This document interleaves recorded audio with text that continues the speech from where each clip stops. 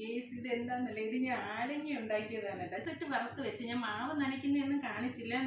നല്ല പിന്നെ നമ്മളെ പത്തിരിയുടെയൊക്കെ പൊടി ഉണ്ടല്ലോ, അതിനകത്ത് പിന്നെ തേങ്ങ ചിരണ്ടിയിട്ട് പിന്നെ ഏലക്കാപ്പൊടിയും അല്ലെങ്കിൽ ജീരകമോ ഏലക്കാപ്പൊടിയോ ഇട്ട് ശർക്കര പാനിയാക്കി ചൂടുവെള്ളത്തിൽ നന്നായിട്ട് പൊടി നല്ല ടൈറ്റായ മാവായിരിക്കണം. എന്നിട്ട് ചെറിയ ഉരുളകളാക്കി എണ്ണയിലിട്ട് മൂപ്പിച്ചെടുക്കുന്നതാണ്. ഇവർക്കൊക്കെ അറിയാവുന്നതായിരിക്കും.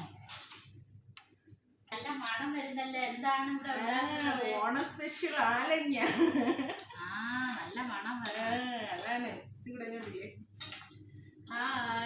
ആലങ്ങ ഉണ്ടാക്കിയാണ് ഞങ്ങള് ഓണത്തിന്റെ ഓണാഘോഷം. ആലങ്ങ സദ്യ മാത്രം പോരല്ലോ, ഇതും കൂടെ വേണ്ടേ. എന്റെ വീട്ടിൽ ഉത്തരാടത്തിനൊന്ന് രാത്രി ഇതൊക്കെ ഉണ്ടാക്കുന്ന ജോലി അമ്മയ്ക്ക്. നല്ല മണമൊക്കെയാണ്, പക്ഷേ ഗുണമുണ്ടോന്ന് കഴിച്ചു നോക്കണം.